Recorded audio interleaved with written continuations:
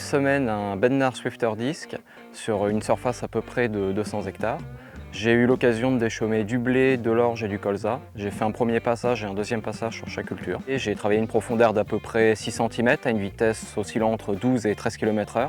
Ça affine plutôt bien le terrain. Vu l'année, ça peut être très compliqué d'affiner malgré tout parce qu'on a travaillé dans des sols un peu différents, allant du très sec au très humide.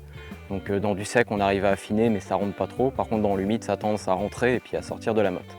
Pour tirer cet outil, j'ai utilisé un 8330 de chez John Deere. Il est tout à fait adapté à cette puissance. Plus peut être nécessaire si on a des conditions un peu limites ou si on veut descendre vraiment. C'est-à-dire qu'il est équipé de disques gaufrés de 560 mm. Et après, j'enchaîne sur l'efficacité. Ouais.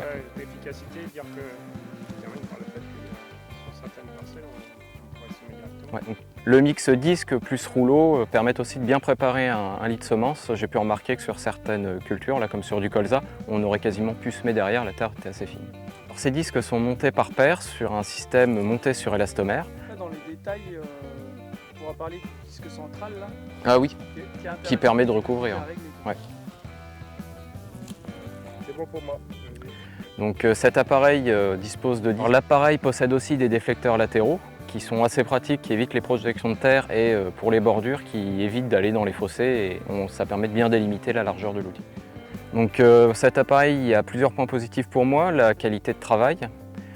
On retrouve aussi le réglage de la profondeur du travail. Il y a la facilité d'entretien avec son châssis qui est dépourvu de recoins, donc la terre ne s'accumule pas. Et enfin, le réglage de la profondeur du travail en continu depuis la cabine qui permet d'ajuster cette profondeur en fonction du terrain. Malgré le point positif du pilotage de la profondeur hydraulique, j'ai pu constater qu'il avait tendance à se dérégler au travail. En autre point négatif, on a la largeur des roues qui est somme toute assez... Si, il pleut là. Ouais, je pense que ces petits trous sont aussi une contrainte au transport. Oui, ces petits trous.